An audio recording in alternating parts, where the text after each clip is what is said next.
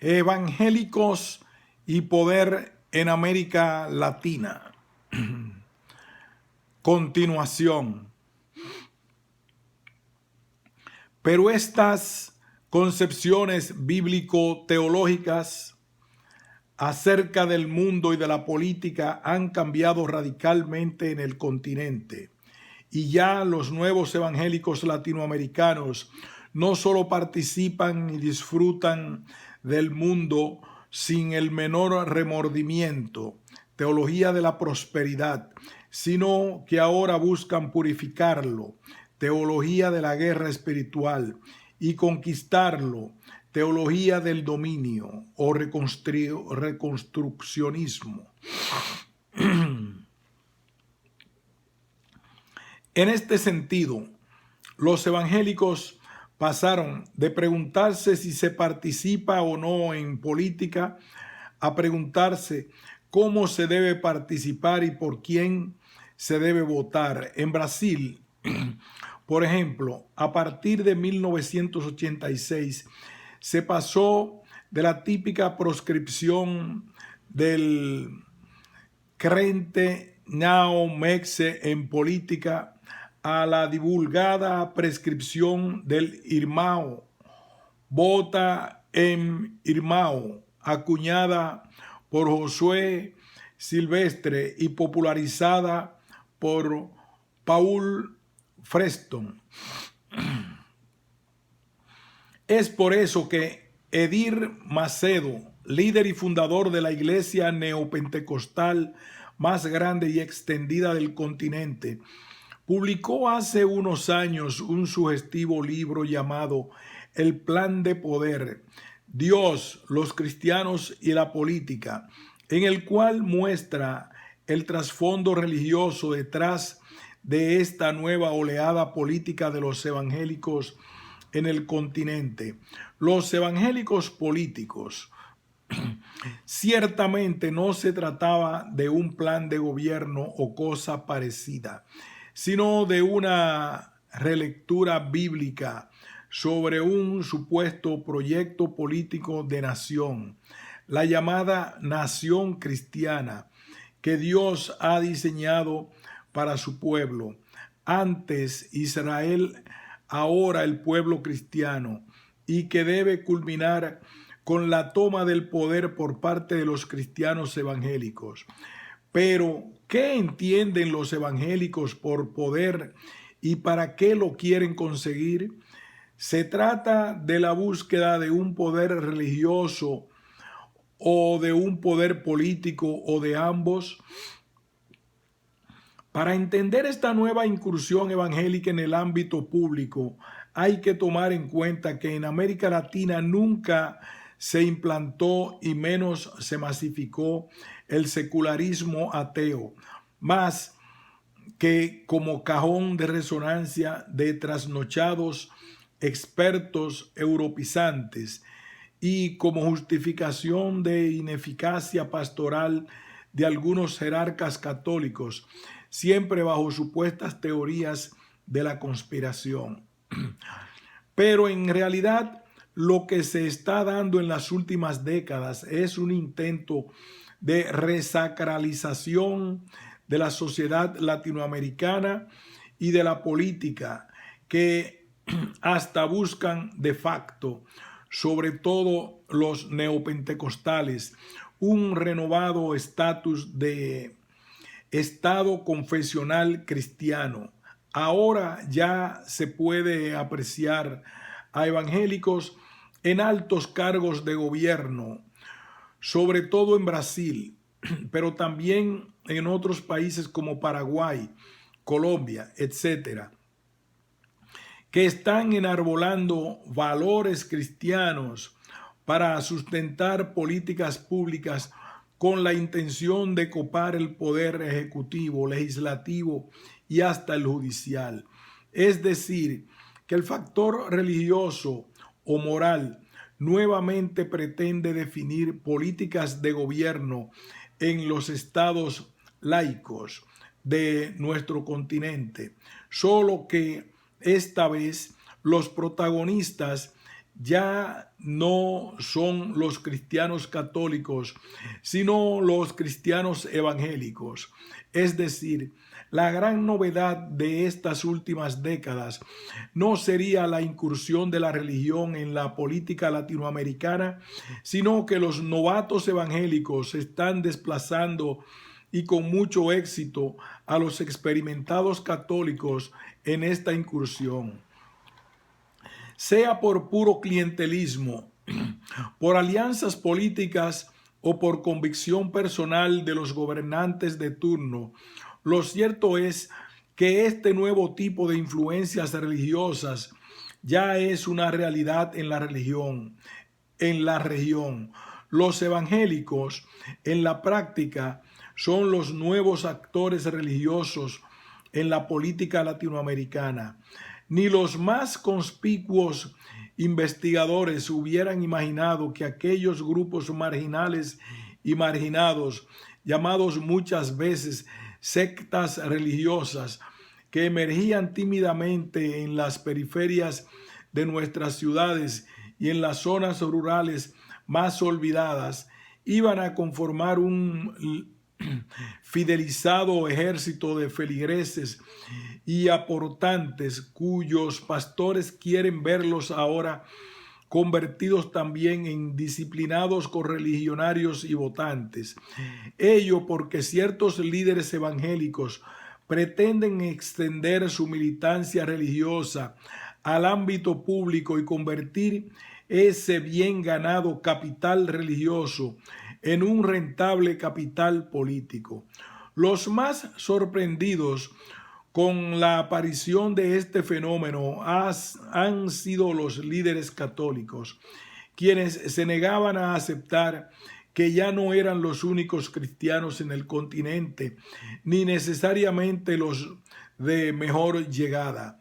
Tampoco querían entender que el problema pastoral de la Iglesia Católica Latinoamericana no era el religioso, sino el eclesial.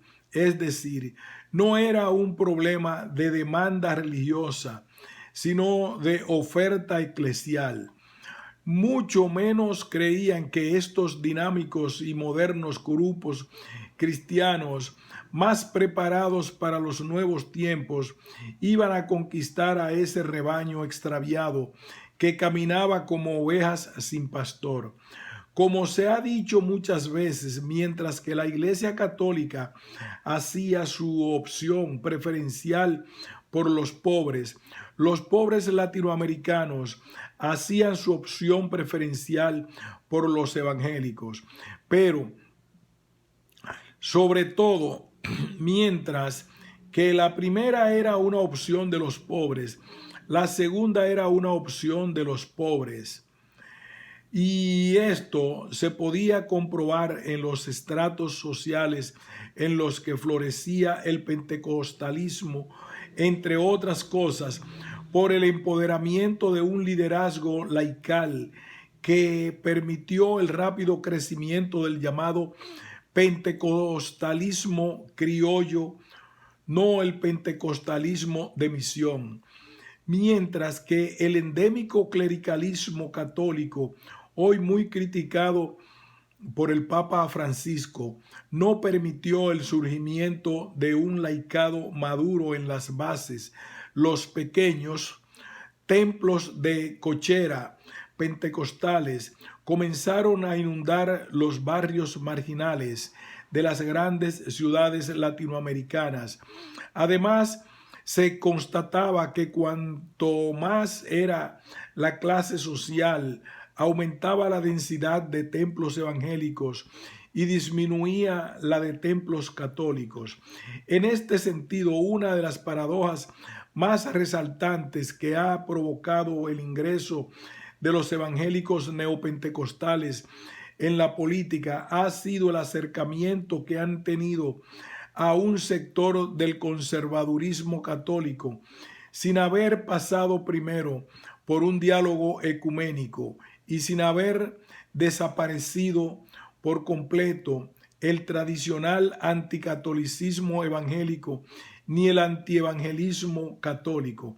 Curiosamente, vemos que los polos opuestos se atraen y los extremos se dan la mano, ya que los sectores más conservadores de ambas iglesias siempre han sido los más férreos defensores y apologetas de sus propios fueros, mientras que ahora coordinan para marchar juntos ante un supuesto enemigo común, la llamada ideología de género. Por eso, más que un ejercicio de ecumenismo espiritual, parece un ejercicio de oportunismo electoral. Pareciera que ambos grupos conservadores buscan lo mismo, el regreso de la religión oficial y de la protección de la iglesia por parte del Estado.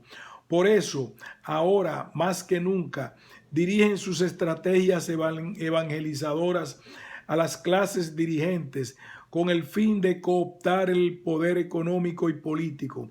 La mayoría de ellos no busca estados laicos ni la separación entre la iglesia y el Estado, sino la resacralización de la sociedad y de la política.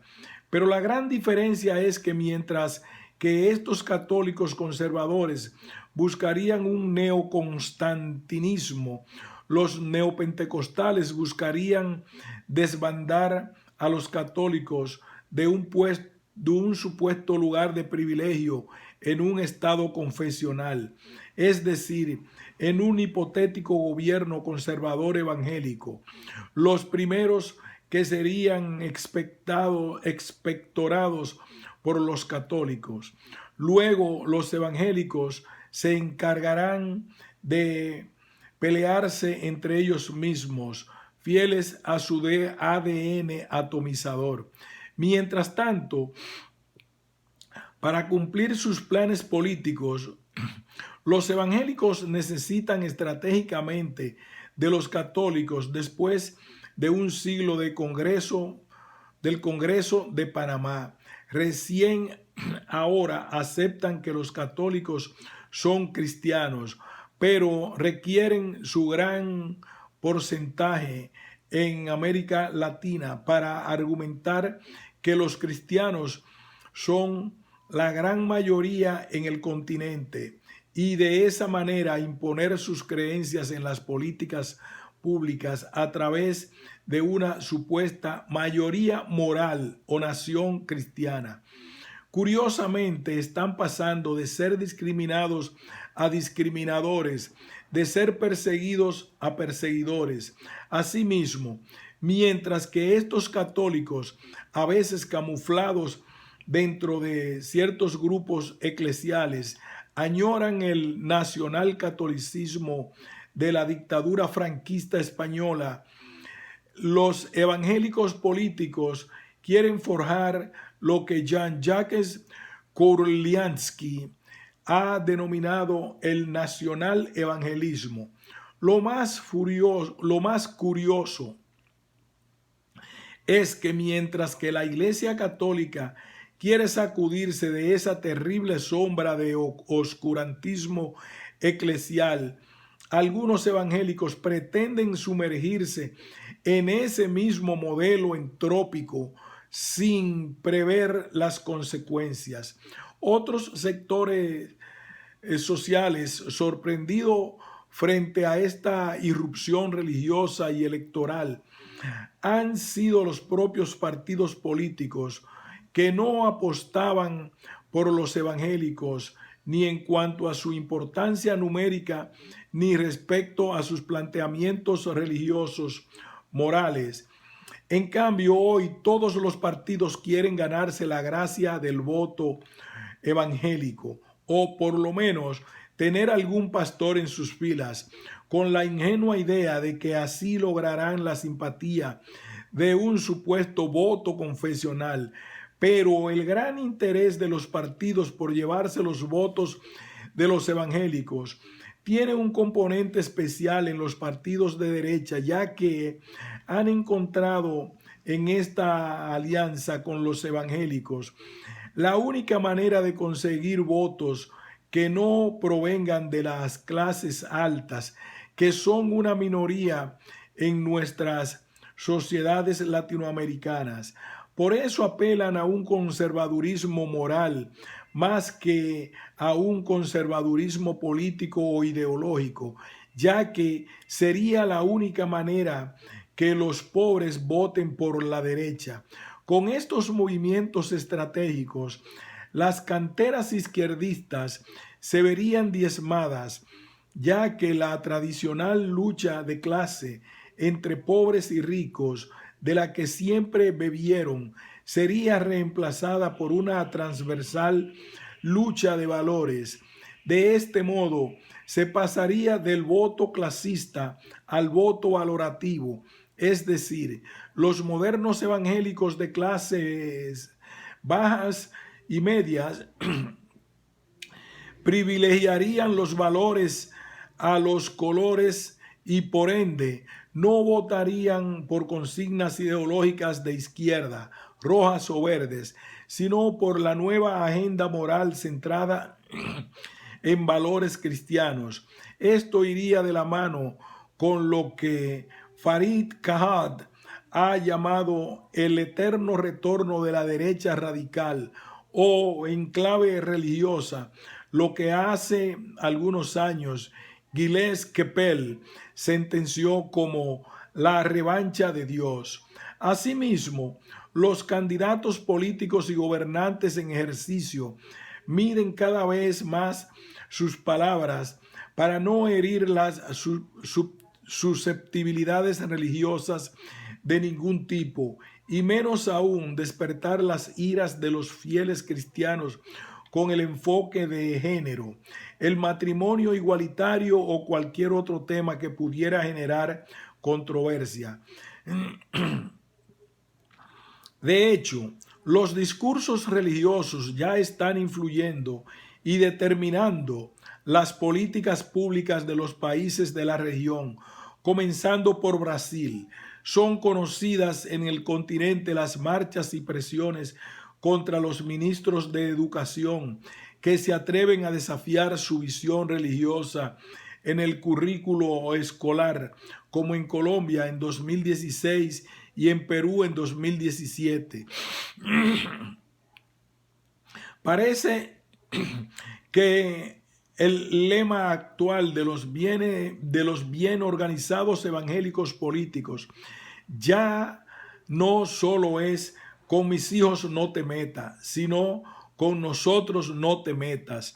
Pero lógicamente esto varía entre los diferentes países de la región, como veremos en este libro. Pero en esta novedosa incursión política de los evangélicos en América Latina, no solo tuvo que ver el aumento porcentual de su población en todos los países de la región en los años 70, sino también otros factores concomitantes que facilitaron o gatillaron esa nueva aventura política.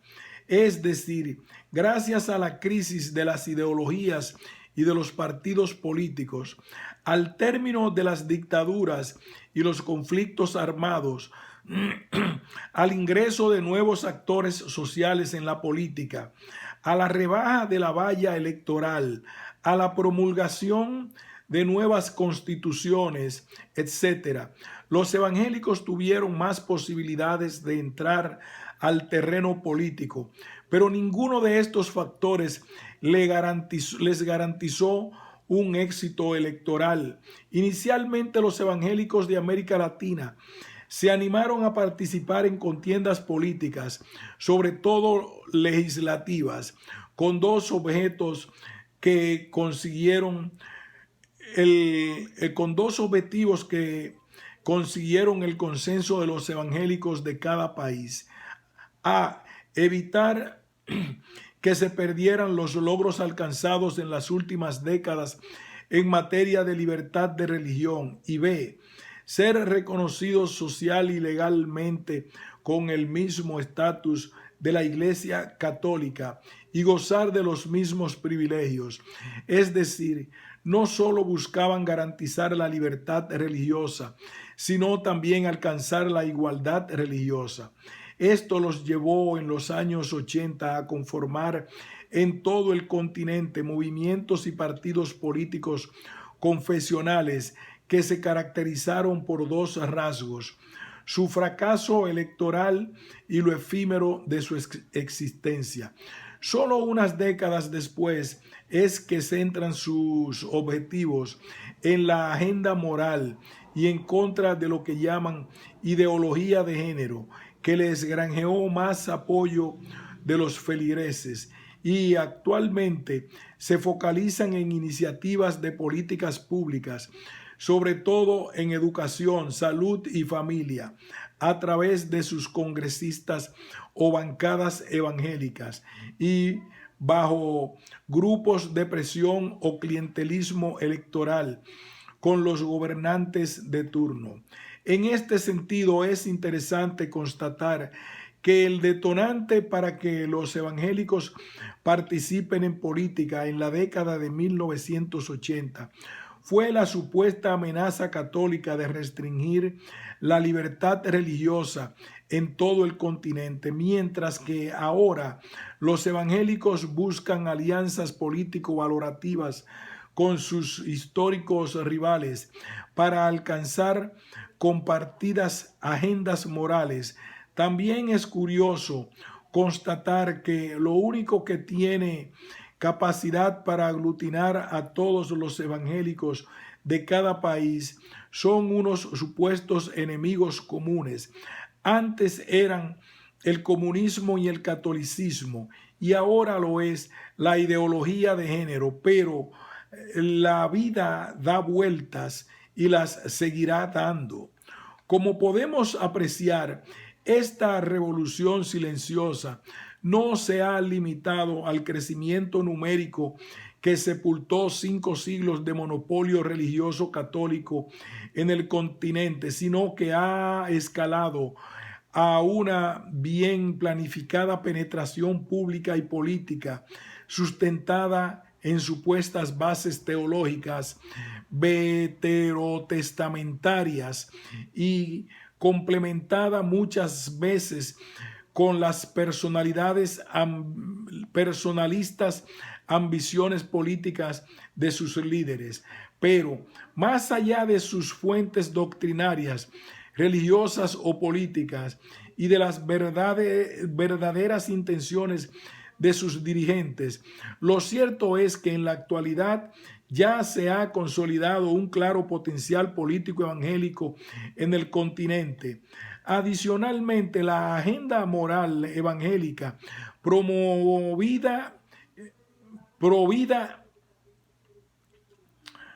Adicionalmente, la agenda moral evangélica, provida y profamilia, ha logrado trascender confesionalidades y ahora atrae hacia sus filas tanto a evangélicos como a católicos en torno a una nueva propuesta valorativa. Pero bajo ningún motivo podríamos afirmar que los evangélicos del continente tienen una identidad política o que existe un voto evangélico. Tan solo podríamos hablar del voto de los evangélicos en alguna elección particular, así como tampoco podríamos hablar de un voto católico. Históricamente, el voto de los evangélicos no se ha diferenciado significativamente del voto de los demás ciudadanos de cada país. Como veremos más adelante, la identidad religiosa no determina por sí sola las elecciones presidenciales en América Latina, pero sí podría inclinar cualquier balanza electoral si es que los evangélicos logran una unidad en sus preferencias políticas, tal como sucedió en el plebiscito del Acuerdo de Paz en Colombia en 2016, en la primera vuelta electoral de Costa Rica en 2018 y en la elección presidencial de Bolsonaro en Brasil también en 2018. En este sentido, podemos confirmar que el año 2018 significó la consolidación de las iglesias evangélicas como los nuevos actores políticos en América Latina. Baste recordar que en febrero de ese año, un diputado y cantante evangélico, Fabricio Alvarado, ganó sorpresivamente la primera vuelta electoral en Costa Rica con un discurso netamente religioso y moral que le valió para alcanzar una cuarta parte del Congreso costarricense. En julio del mismo año, un candidato de izquierda, Andrés Manuel López Obrador, AMLO, ganó las elecciones en México con el apoyo expreso de un partido evangélico, el Partido Encuentro Social, y se comprometió a crear una constitución moral y a someter a un referendo nacional los temas de la llamada agenda moral. Y en octubre de 2018, Jair Mesías Bolsonaro, un diputado derechista, ganó las elecciones en Brasil, no solo con actitudes homofóbicas, xenófobas y machistas, sino también con un discurso pro vida y pro familia, y en contra del aborto y del matrimonio igualitario, que le granjeó el apoyo oficial de grandes iglesias evangélicas, sobre todo de línea pentecostal y neopentecostal, luego de apoyar por muchos años a la izquierda de Lula da Silva. Estos tres casos en un mismo año, aparte del presidente evangélico de Guatemala, Jimmy Morales, elegido en 2016, demuestran el impacto que han alcanzado los evangélicos en el continente y la gran versatilidad de su apoyo político a diferentes partidos y tendencias, que se distancia de su clásica inclinación de los años 60 y 70, solamente hacia las dictaduras militares y partidos de derecha.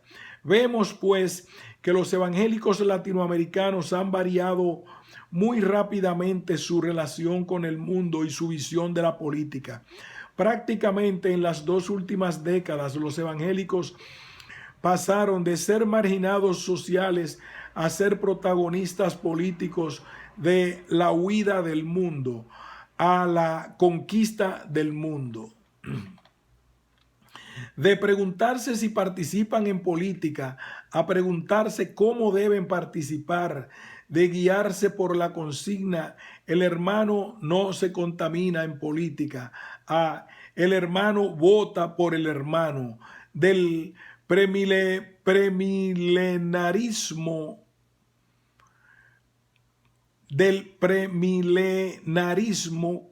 celestial al posmilenarismo contemporizador con el mundo, del modelo misionero protestante extranjero al modelo pastor evangélico nacional. Este gran cambio de paradigma teológico y social ha llevado a rentabilizar su potencial numérico en capital electoral y a convertirse en poco tiempo en los nuevos actores políticos del continente. Por lo mismo, los criterios sociológicos, antropológicos y hasta politológicos que se utilicen para analizar este fenómeno podrían quedar huérfanos si es que no se parte de conceptos y criterios teológicos, ya que en primer lugar se trata de un fenómeno religioso. Por otro lado, en nuestros análisis no debemos restringirnos a las básicas categorías confesionales, católicos o evangélicos, sino que dentro de cada una de ellas es preciso percibir también una serie de segmentaciones internas que sustentan la posibilidad de unidades transversales. Esto ha permitido, por ejemplo, que históricamente los carismáticos católicos, el movimiento eclesial más numeroso de la Iglesia Católica, se sientan muy cercanos a los pentecostales evangélicos, o que actualmente los neopentecostales se unan fácilmente a sectores conservadores católicos para apoyar ciertas propuestas políticas y partidos de derecha. Esto se puede ver hasta en los parlamentos nacionales, en donde se logran unir coyuntural y utilitariamente bancadas interconfesionales, aunque siempre lideradas por evangélicos. Por lo visto, la actual oferta política, que en el fondo es religiosa, de los evangélicos es más atractiva que la de los llamados partidos demócrata cristianos o social cristianos en América Latina. Y todo indicaría que el proceso que pasaron en su momento los partidos de cuño católico, que aglutinaron el voto de muchos ciudadanos que querían defender sus principios religiosos, se estarían reeditando, pero esta vez en las propuestas políticas de los evangélicos. La gran diferencia es que en su momento el pensamiento social cristiano, basado principalmente en la doctrina social de la Iglesia, llegó a plasmar ese bagaje valorativo en un cuerpo doctrinal y planes de gobierno para la mayoría de países de la región con distinto éxito durante su historia, mientras que los evangélicos no han llegado a formar ese marco doctrinal ni a constituir, más allá de algunos intentos, el tan ansiado pensamiento social evangélico y menos aún un verdadero plan de gobierno. Pero a pesar de eso, cabe preguntarse si actualmente estas propuestas religioso-políticas están fungiendo de equivalente funcional para los cristianos de diferentes confesiones, católicos y evangélicos. Es decir, si es que estamos frente a la emergencia de nuevos actores políticos que están enarbolando los valores cristianos de manera más efectiva que sus antecesores católicos y con mayor éxito. Pero el análisis de esta corta historia de participación política evangélica en América Latina, que se ha presentado a partir de la década de 1980, no nos debe hacer perder de vista la gran variedad y diversidad de dicha participación, acorde a la heterogénea fenomenología evangélica y nacional de nuestro continente.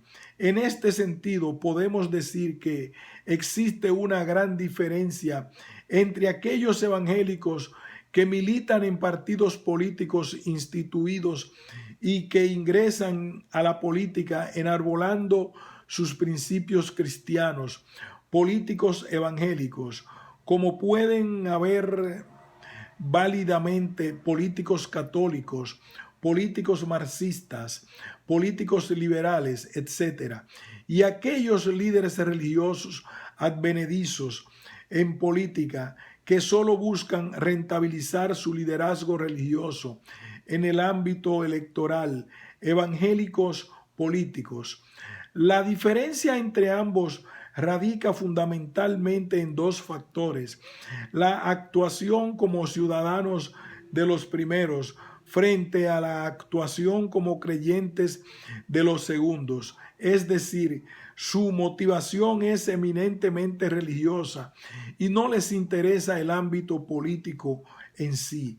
B. Los políticos evangélicos van a buscar el bien común dentro de los parámetros que permite el juego democrático, mientras que los evangélicos políticos buscan solo el interés de su grupo religioso, es decir, actúan como un grupo de interés más de nuestra política continental. Un claro ejemplo de que los evangélicos políticos se pueden comportar como grupos de interés es el caso del Frente Parlamentario Evangélico de Brasil, más conocido como la Bancada Evangélica Biblia, cuando se une en el Congreso con los otros grupos de interés que no tienen nada que ver con sus principios cristianos, como los agroindustriales, buey, y los que fomentan la liberación del uso de las armas, bala. La llamada bancada BBB, Biblia, buey y bala, es decir, la bancada evangélica ruralista y armamentista, que puede representar un tercio de congresistas. Es un contubernio tripartito coyuntural que une sus votos para alcanzar sus propios intereses particulares, sin buscar el consenso para el bien común de los brasileños. Es decir, los evangélicos políticos terminan mimetizándose con los políticos tradicionales que tanto criticaron y que justificaban su ingreso a la política supuestamente para moralizarla y adecentarla. La mayoría de los evangélicos latinoamericanos que actualmente participan en política podrían definirse como evangélicos políticos, pues no solo ven a sus feligreses como creyentes y aportantes, sino también como posibles votantes, pero no como ciudadanos. Es ahí donde estos líderes religiosos dan el salto para intentar convertirse en líderes políticos, pero sin haber pasado por una experiencia de ciudadanía. Por eso, el éxito de los políticos evangélicos dependerá de su desempeño profesional como políticos, independientemente de su confesionalidad evangélica, aunque siempre constituirá un valor agregado importante, mientras que los evangélicos políticos dependerán exclusivamente de sus feligresías. Por eso también los primeros tienen más proyección política que los segundos y podrían lograr mayores adhesiones más allá de los votantes evangélicos. Entre tanto, los segundos, como veremos más adelante, muchas veces ni siquiera logran conquistar el voto de sus hermanos en la fe, ya que no existe un voto confesional. Finalmente, si bien en ese libro analizaremos los estándares históricos, tendencias dinámicas continentales de esta novedosa participación política, también seremos respetuosos de la multiforme casuística que se ha presentado en diferentes países y subregiones durante este siglo y medio de presencia evangélica. Con ese propósito mostraremos el caso de 10 países de la región: Argentina, Brasil, Chile, Colombia, Costa Rica, El Salvador, Guatemala, México, Panamá y Perú. Asimismo, más allá de la histórica manifestación política de los evangélicos en su forma tripartita, partido evangélico, frente evangélico y facción evangélica, presentaremos una nueva división subregional a modo de tipos ideales, modelo centroamericano, sudamericano y brasileño. Finalizaremos con una visión prospectiva acerca de las nuevas estrategias de incursión de los evangélicos políticos, como las agendas transversales, los grupos de presión, los colectivos y los movimientos ciudadanos, y una síntesis de este fenómeno religioso político latinoamericano a través de 25 tesis conclusivas. Fin de esta introducción.